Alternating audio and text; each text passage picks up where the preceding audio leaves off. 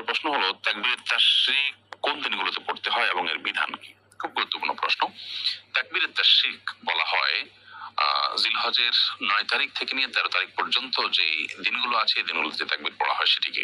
আর তাকবীরের ভাষ্য একাধিক রকম হাদিসে বর্ণিত হয়েছে, অর্থাৎ বিভিন্ন রকম ভাষ্য বর্ণিত হয়েছে।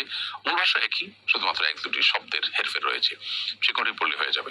যেমন একটি এবং আমাদের সমাজে প্রচলিত এবং সবচেয়ে বেশি প্রসিদ্ধ তাকবীর সেটি হলো আল্লাহু আকবার, আল্লাহু আকবার, লা ইলাহা ইল্লাল্লাহ, আল্লাহু আকবার, আল্লাহু আকবার, লিল্লাহিল হামদ। তবে আল্লাহু আকবার 3 বার ও কোনো কোনো বর্ণনায় বর্ণিত হয়েছে আল্লাহু আকবার, আল্লাহু আকবার, আল্লাহু আকবার, লা ইলাহা ইল্লাল্লাহ, আল্লাহু আকবার, আল্লাহু আকবার, লিল্লাহিল হামদ। দুইটাই ঠিক আছে।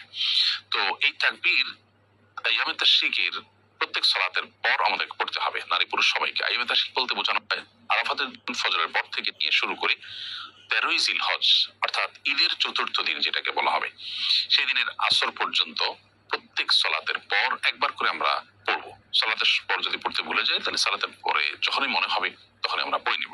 এটি একবার পড়তে হয়, সমস্যারে সুরে সুর মিলিয়ে পড়া জরুরি না, প্রত্যেকে যার যার মতো পড়বেন, নারীরাও ঘরে তার জায়গা থেকে পড়বেন। এটি প্রত্যেক মুসলমানের জন্য করা গুরুত্বপূর্ণ একটা কাজ এবং আবশ্যক। এর বাইরে জিলহজের প্রথম 10 দিন ধরেই তাকবীর বেশি বেশি করে পাঠ করা, অথবা যে কোনো তাকবীর আল্লাহু আকবার বলা, অথবা আল্লাহু আকবার কবীরা আলহামদুলিল্লাহি কাসীরা ওয়া সুবহানাল্লাহি ওয়া বিহামদিহি বুকরাতান ওয়া আসীলা বেশি বেশি করে পাঠ করা, সেটিও কিন্তু গুরুত্বপূর্ণ একটি ভালো কাজ এবং নেক আমল, সওয়াবের কাজ, সেটা করা যেতে পারে।